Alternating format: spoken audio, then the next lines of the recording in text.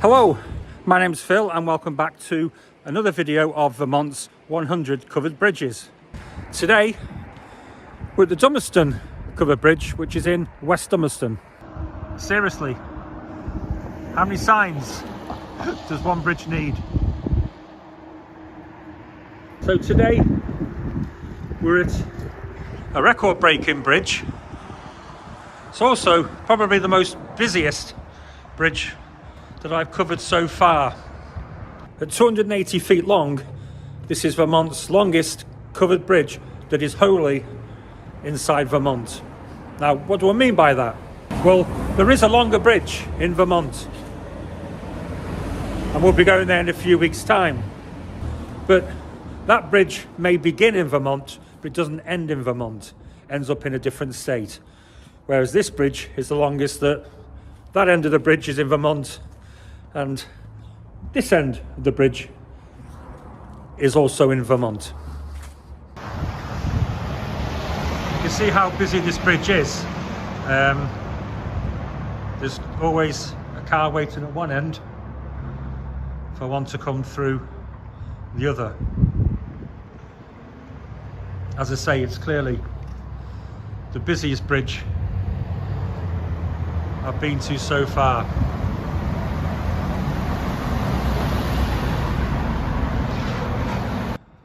So lucky for me, walking, the bridge is 22 feet wide, but the roadway is 18 feet. So we've got this gap here where people can walk. The saddest thing I've seen whilst filming this series is in the very first introduction that I did in September.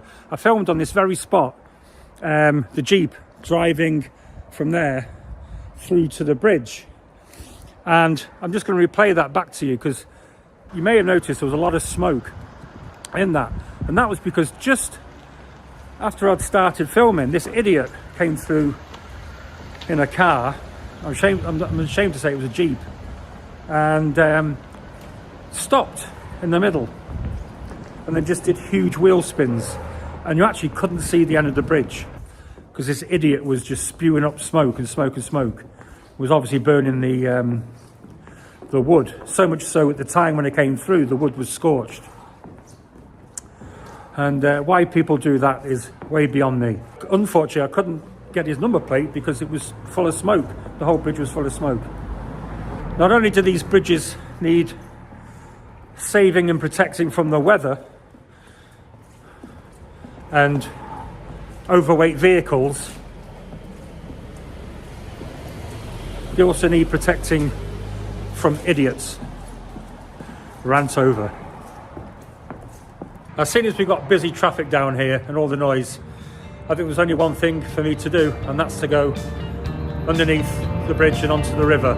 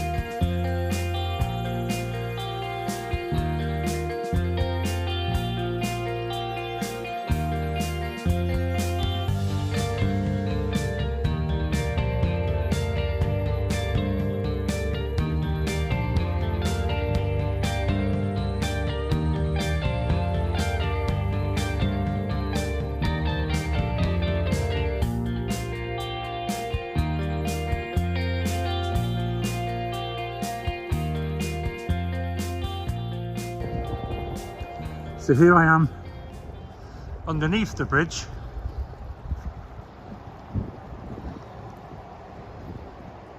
It's stone abutments. I'm not quite in the water, I'm very near.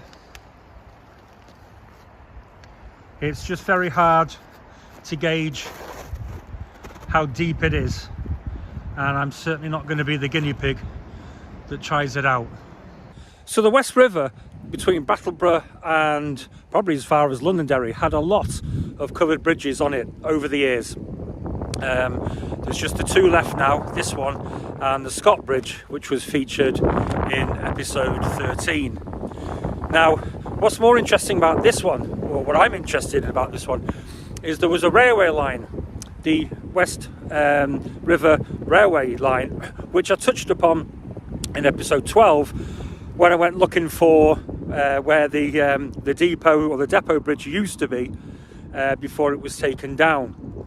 Now, not only were there obviously bridges that crossed the river as the railway did, some of them were covered bridges, and I've unearthed a couple of little pictures just to show you the covered bridges for the trains.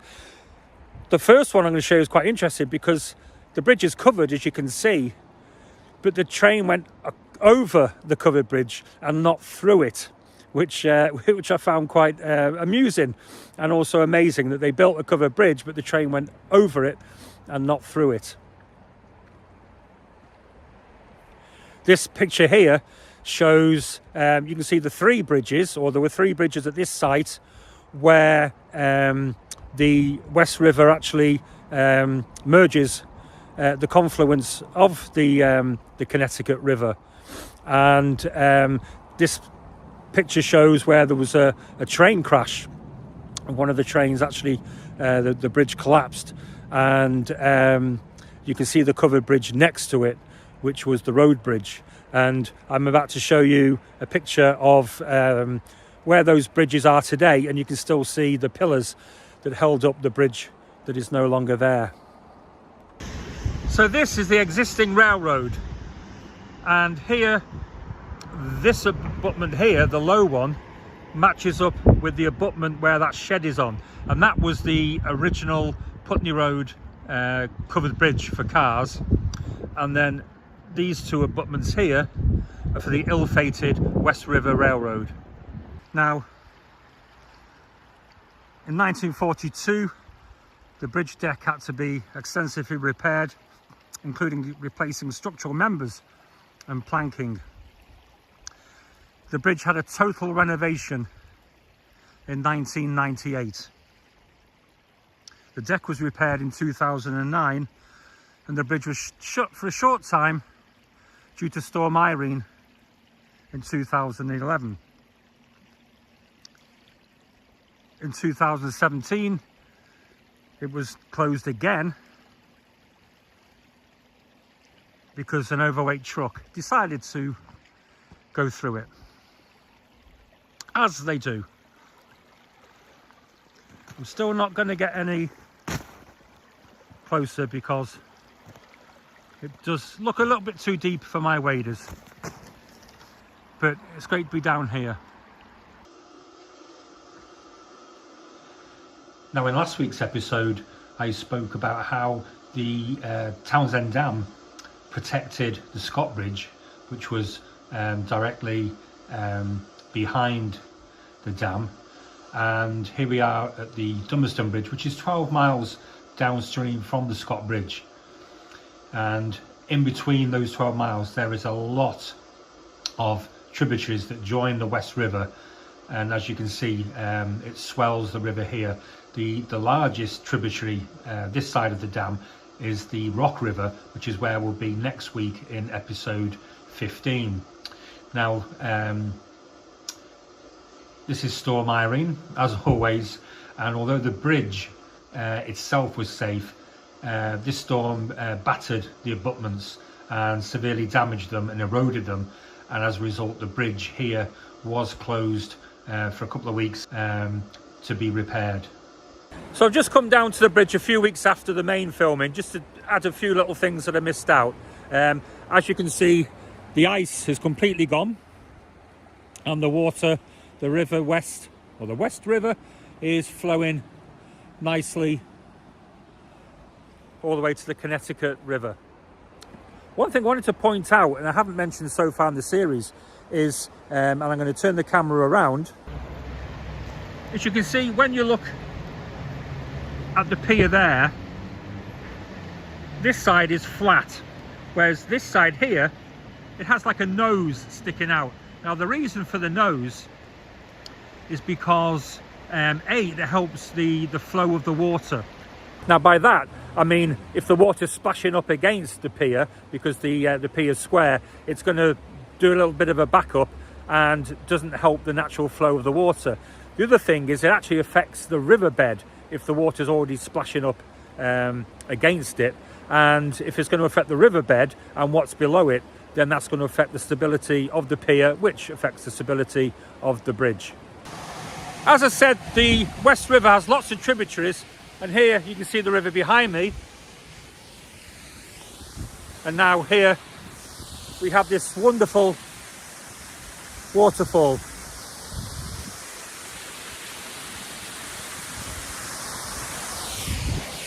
What a beautiful sight.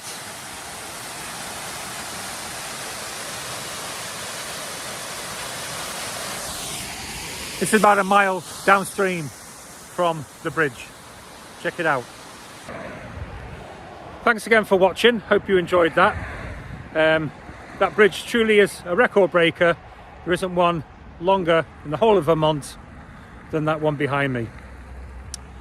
Once again, please, if you did like it, press like, share and subscribe to the channel. And of course, my thanks again to Vermont's Covered Bridge Society. I urge everybody, please become a member of the society. As you've seen, we need to save these bridges from a whole host of reasons. And if you are a member, then I thank you all. You'll see Phill next week in another video.